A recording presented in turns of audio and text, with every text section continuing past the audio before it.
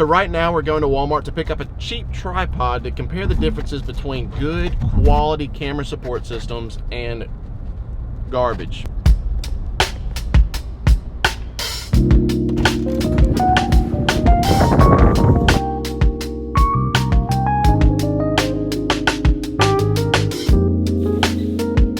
Oh, that was nice.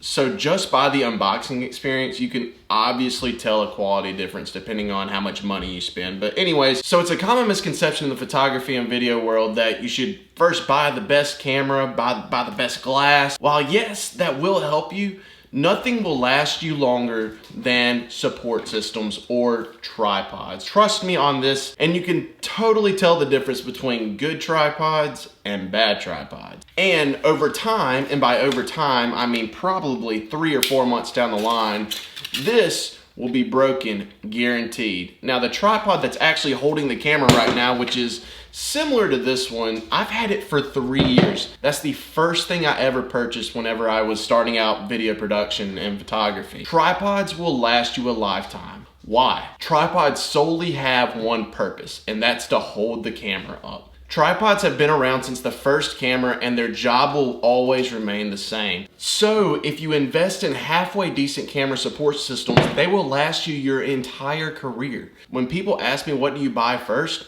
I say get a tripod. Put all your money towards that so you can always have it from the beginning to the end of your time doing video production or photography. Going back to quality difference, this cheap plastic video tripod, the head is absolutely garbage. It's not smooth. There's a crank to up the head and then lower the head. This belongs in the trash. Good tripods, however, are very sturdy. This one's actually made of carbon fiber. They get the job done, and for video, they have super smooth ball heads, so you can get the perfect shot without it stuttering. Like I said beforehand, the quality difference is evident. There is no one size fits all when it comes to tripods. Each one has their pros and cons depending on what you're trying to do. For me, I choose video tripods, and I'll get to this in just a second, because it suits my workflow the best, and a good tripod reduces the friction in making content. So this isn't official by any means, but I can narrow down tripods into 3 different categories: photography, video, and niche. Niche?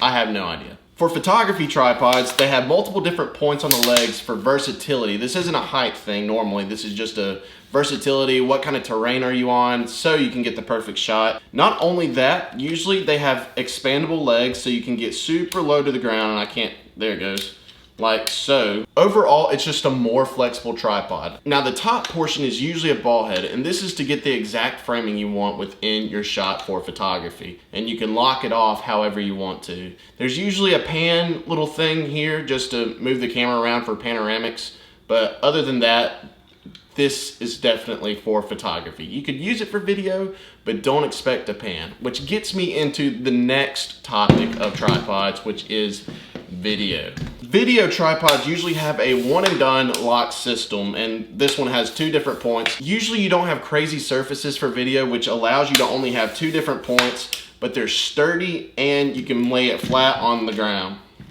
For the top portion, it's usually a fluid head, which allows you to do smooth pan and tilts, depending on your needs, of course. So the top portion is usually the key identifier of a good tripod and a bad tripod. This is absolutely excellent, and for the price, you can't beat it. I bought them when I first started, and they have lasted me 3.5, 4 years now.